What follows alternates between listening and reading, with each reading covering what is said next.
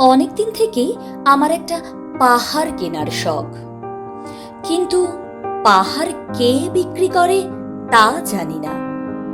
যদি তার দেখা পেতাম, দামের জন্য আটকাতো না।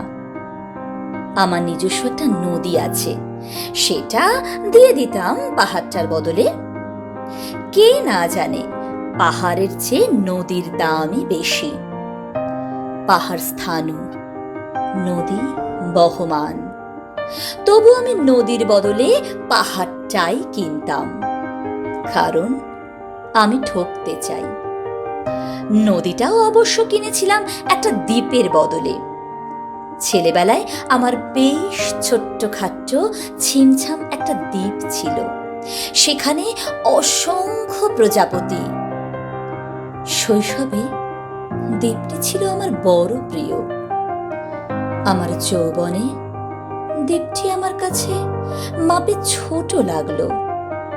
প্রবহমান ছিপছিপে তন্নি নদীটি বেশ পছন্দ হলো আমার।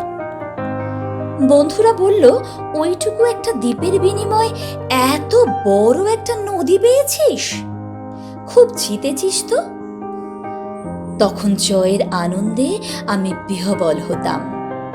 তখন সত্যি আমি ভালোবাসতাম নদীটিকে। নদী আমার অনেক প্রশ্নের উত্তর দিত, যেমন, বলতো আজ সন্ধেবেলা বৃষ্টি হবে কিনা।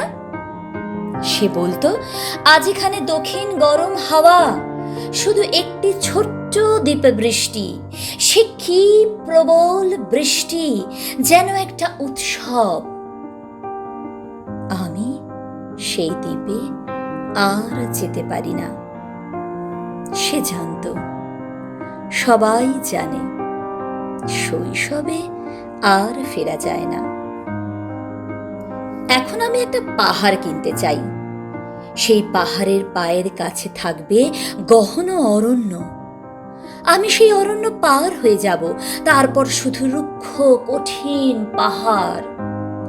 একেবারে চূড়ায় মাথার খুব কাছে আকাশ, নিচে বিপুলা পৃথিবী, চরাচরে তীব্র নির্জনতা।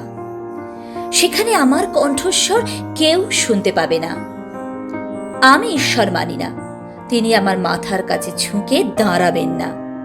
আমি শুধু 10 দিককে উদ্দেশ্য করে বলবো, প্রত্যেক মানুষই অহংকারী। এখানে আমি একা। এখানে আমার কোনো অহংকার নেই। এখানে জয়ী হবার বদলে ক্ষমা চাইতে ভালো লাগে। হে 10 দিক, আমি কোনো দোষ করিনি, আমাকে ক্ষমা করো।